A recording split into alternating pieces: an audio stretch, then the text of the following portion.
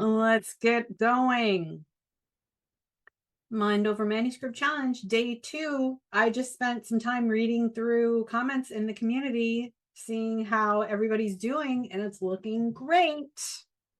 So day 2, yesterday we talked about the story that you tell yourself and just started sort of cracking the lid on what the inner saboteur is telling you. And how we can look at what's at stake, right? If we keep thinking that thought, what's going to happen? If I couldn't think that thought, what could I do in the world? How could I show up differently and move forward in a way that I may not be moving forward now? Today, we want to look at some additional ways we can loosen the grip of the inner saboteur and those old storytelling patterns that we have. First, I would love to hear from you. Tell me in the chat, how did it go yesterday? Did you reach your goal? Did you hit a snag? If you did, I guarantee someone else did too. So it's okay to share that.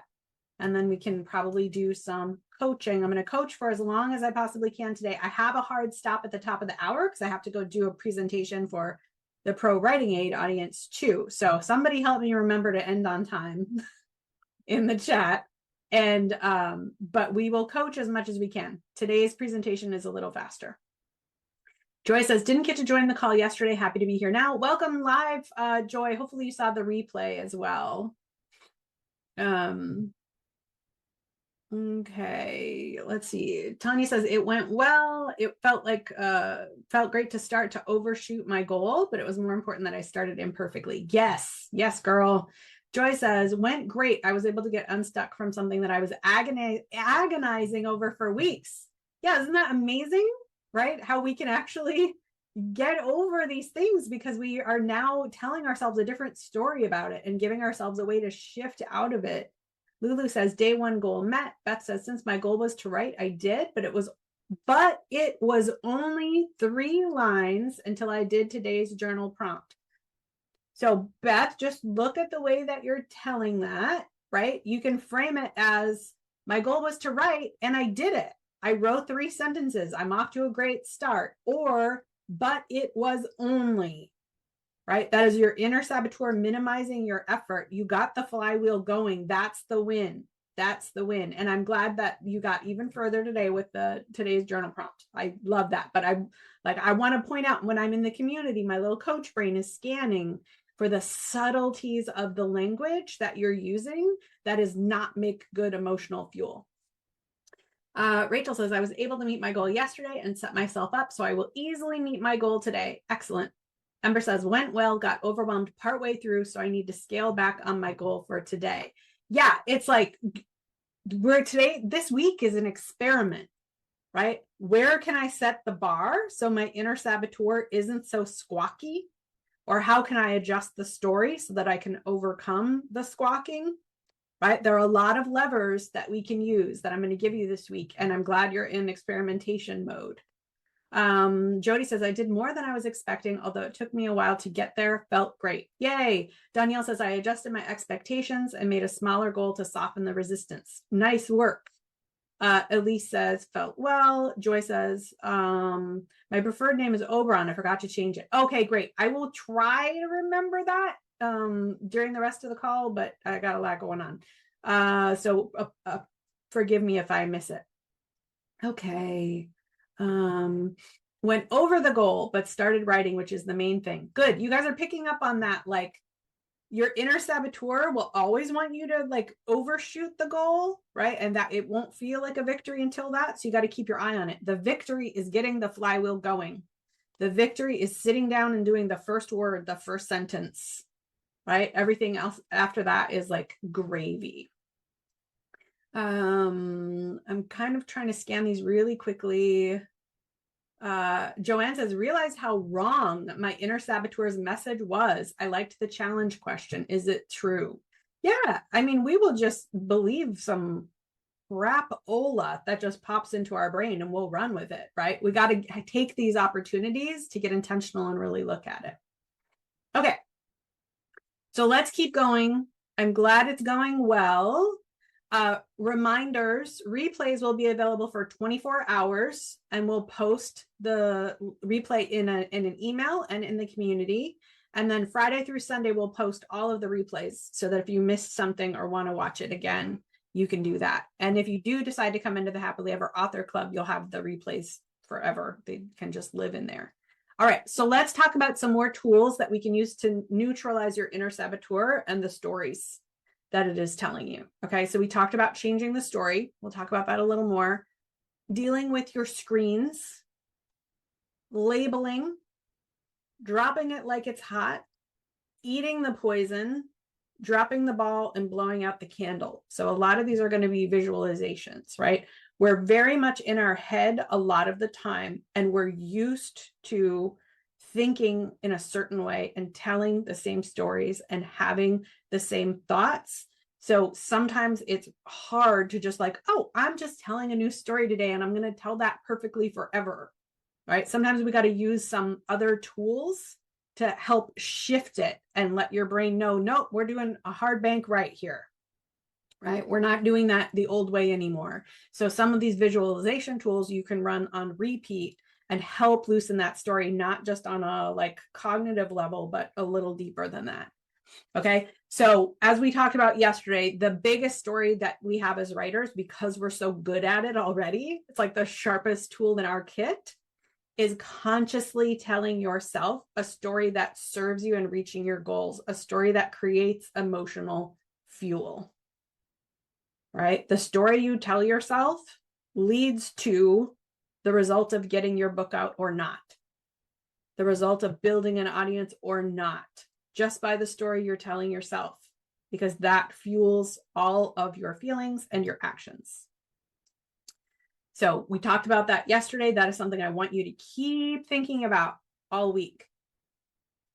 I want you to get a handle on your screen use, because your inner saboteur will definitely try to exploit, right, screens to throw you off track and distract you. Not to mention there are like billion-dollar industries who would much rather you buy their thing than write your thing, right? So if you have notifications on your phone, I want you to turn all of them off, except for, you know, if you have someone you're a caregiver for, if there's some kind of an emergency thing. But really, is it true that I really need to have this notification on? Right? Ask that question. Is it true? Because a lot of you will like, no, I need that one. Is it true that you need to have that notification on? Okay. So like the only notifications I allow on my phone, I keep my phone on do not disturb all day, every day. If my kids call twice, it breaks through. Otherwise, they're not breaking through to, like, not every single little message is breaking through to me. It'll be there when I'm ready to check my phone. Right. And I am not perfect with my screen time, as my 11-year-old will tell you, right? You don't have to be perfect to clean it up a lot, right? And free yourself some time. Please don't pick up your goddamn phone first thing in the morning. Don't let that phone into your head the first thing you do in the morning. Michael, I see you covering your face. Right? Just try it for a few days. Try not to look at your phone first. Put like a physical sticky note on it, because you're automatically going to go to it, right? Put a physical sticky note on it to remind yourself that you're going to go do something else first, right? Do your morning pages first. If you do morning pages, do your writing first. Just get up and walk outside first. Anything except looking at your phone. Set up your nighttime mode at least 2 hours before when you want to go to bed.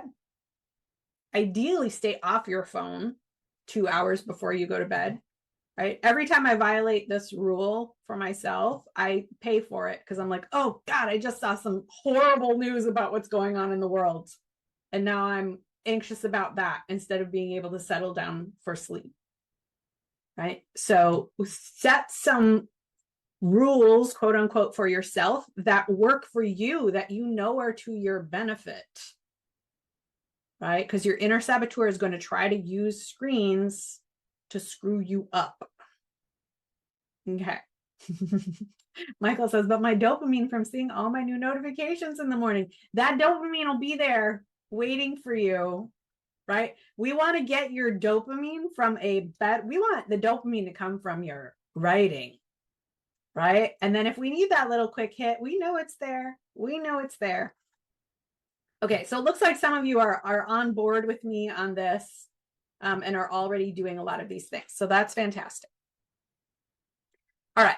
The next tool that we have is labeling. And this is really important in these early stages. If you had a big aha moment yesterday and you didn't even realize how many stories your inner saboteur was telling you, this is the tool I want you to work with a lot this week.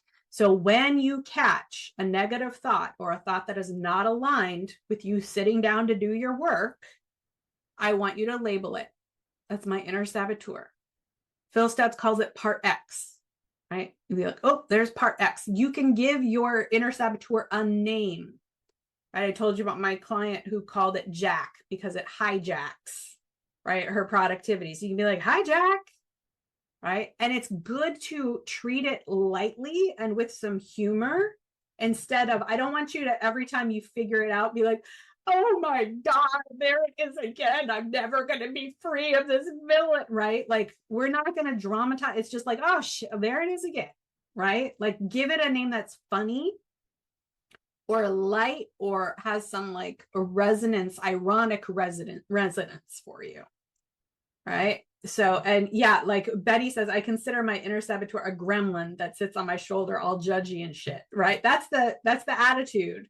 Is we want, yeah, mine's just a damn liar. You'd be like, hey there, liar. And yet Smile Laugh Giggles in the Happily Ever Author Club, and we named her as Barbie. Right? Okay. So label it. Whenever you find one of those old thoughts creeping back in that's causing you not to sit down and be like, oh, there it is again. Hey, sit down.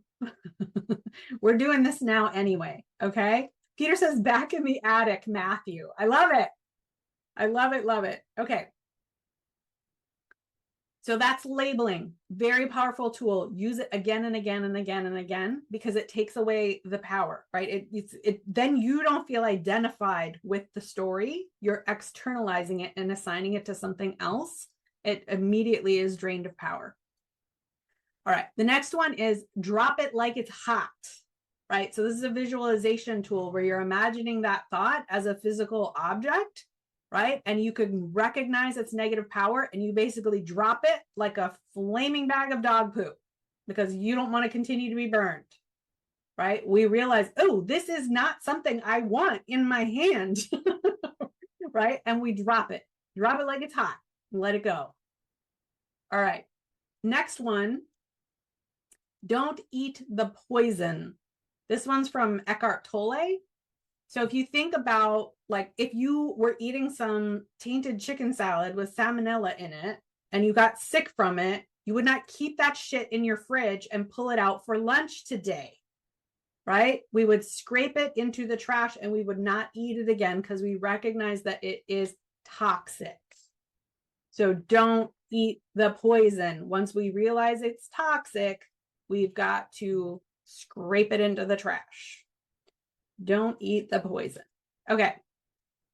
Here's another one. This one from Gay Hendricks. He has a great book. He wrote The Big Leap, which is what most people know. The Genius Zone is a really great one for writers as well. So he imagines like you're holding a ball, right? And when we're clinging to a negative thought from the inner saboteur, we're like clutching that ball. We're white knuckling, holding on to that story. We're gripping it. And there are two ways that you can release a ball, right? So if I'm gripping it like this, I can turn my hand over and let go, and gravity will just drop the ball, right? So the negative thought, the unaligned thought is a ball. We're gripping it so tightly and we're like, oh, I don't want to do that anymore. I can let it go. If you're having a hard time just dropping it entirely, right? A lot of you, when we did the exercise yesterday and the is it true, you were like, I don't know, or yeah, it is. So this is a good alternative if that's where you're at. You just open your palm and let it rest there without gripping it, right? So instead of holding it like this, we're just relaxing around it and we're still letting the ball be there. Right? So 2 alternatives for the drop the ball exercise. Okay, and then this next one comes from when my daughter was in 3rd grade, and her 3rd grade teacher gave them this one. So I went to pick her up for like a dentist appointment in the middle of the day, and I was just having one of those bad adulting days, right? Where all the adulting things were just such a pain. And I was telling her, I'm like, hey, if I'm a little cranky, like, don't take it personally. I just had a bad day. And she goes, oh, let me teach you something. So you imagine that a candle is burning in front of you, and you think of your problem or this story, and you visualize pushing it into the candle flame and then watching it burn up in the flame. And then you blow out the candle and imagine the smoke of your problem just dispersing into the atmosphere. I think that one is my favorite. I love it so much. Peter said, is there ever a good adulting day? Yes, when the pharmacy will actually like fill your prescription on the first try, like when you do the adulting stuff and it goes smoothly. That's my definition of a good adulting day. Okay, so those are the visualizations. Tell me which one or 2 you liked the most. Pick 1 or 2 that you really want to work with this week. Nicole says, I like the candle one for sure. Ember says the candle and the ball. Irene says, love the candle. Andrea says candle. Christy is labeling and the ball. Great. Michael's flaming bag of dog poo. You're welcome. Despina is candle, candle in the ball, candle, drop the ball, the labeling in the ball, candle in the poison. Okay, the candle's really coming in hot here. The ball would work best for me. Yeah, and Lulu's going to use an actual candle. That is even better. You get total bonus points for that. Candle in the ball. Yes, Tanya says, I haven't named it before. I'm going to name it Beelzebub when it buzzes in my ear. That's great. Something about eating the poison made it click for me. Yeah, reaction. Well, when you put it that way, yeah, that's why I give you more than one, right? Because one of these is going to be stickier for you, right? It's going to feel like, oh yeah, that'll work. My brain likes that one. Okay, Patrick says dog poop and Patricia says dog poop and candle. Linda says label and ball. Lita says dog poop. Okay, perfect.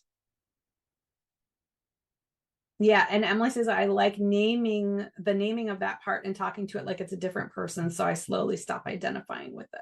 Yep. All right. So the journal prompt for today, and this you can do this for homework, it's optional. It's most important that you work on your actual goal, but if the writing prompts are helpful for you, I want you to think of a time when you were on a roll with writing or audience building and it felt good, right? Not when you were like running yourself into the ground because you absolutely had to. I want you to think of a time when you were on a roll and it felt good. What were you thinking and feeling, right? So what was the story you were telling yourself that led to an emotion that had you taking that action? And what of that can you recreate now, right? Drop a 1 in the chat if you have ever read articles about other writers and their process and been like, oh, I just have to do that. I just have to replicate that action that writer took. Okay, me too. And here's why that shit doesn't work. Because that is an action that is not scaffolded by the story you're telling yourself and the emotional fuel, right? So if you just try to jump in and do whatever, insert famous writer here does, it's not going to work for you because you're not thinking like that writer is thinking, probably, right? So when you think of a time when you were on a roll, try to think of like, what was I thinking and feeling, or what was I feeling and what could I tell myself now to get myself feeling that way again so that you can create what works for you.